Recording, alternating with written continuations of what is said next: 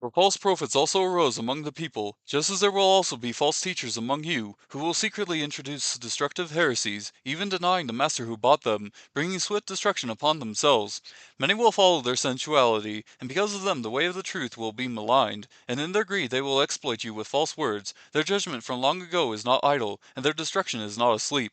For if God did not spare angels when they sinned, but cast them into hell and committed them to pits of darkness, reserved for judgment, and did not spare the ancient world, but preserved Noah, a preacher of righteousness, with 7 others, when he brought a flood upon the world of the ungodly, and if he condemned the cities of Sodom and Gomorrah to destruction by reducing them to ashes, having made them an example to those who would live ungodly lives thereafter, and if he rescued righteous Lot, oppressed by the sensual conduct of unprincipled men, for by what he saw and heard that righteous man, while living among them, felt his righteous soul tormented day after day by their lawless deeds.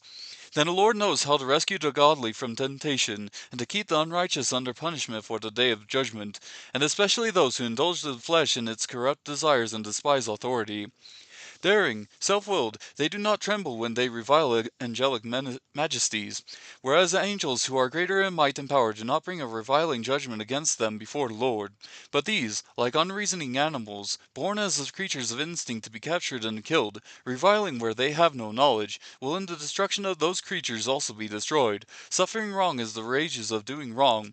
They count it a pleasure to revel in the daytime. They are stains and blemishes, reveling in their deceptions, and they carouse with you, as they carouse with you, having eyes full of adultery that never cease from sin, enticing unstable souls, having a heart trained in greed, accursed children. Forsaking the right way, they have gone astray. They fall, and having followed the way of Balaam, the son of Beor, who loved the wages of unrighteousness. But he received a rebuke for his own transgression. For a mute donkey, speaking with the voice of a man, restrained the madness of the prophet. These are springs without water, and mists driven by a storm, for whom the black darkness has been reserved. For speaking out arrogant words of vanity, they entice by fleshly desires, by sensuality, those who barely escape from the ones who live in error, promising them freedom while they themselves are slaves of corruption. For by what a man is overcome, by this he is enslaved. For if, after they have escaped the defilements of the world by the knowledge of the Lord and Savior Jesus Christ, they are again entangled in them and are overcome, the last state has become worse for them than the first. For it would be better for them not to have known the way of righteousness, than having known it, to return away from the holy commandment handed on to them.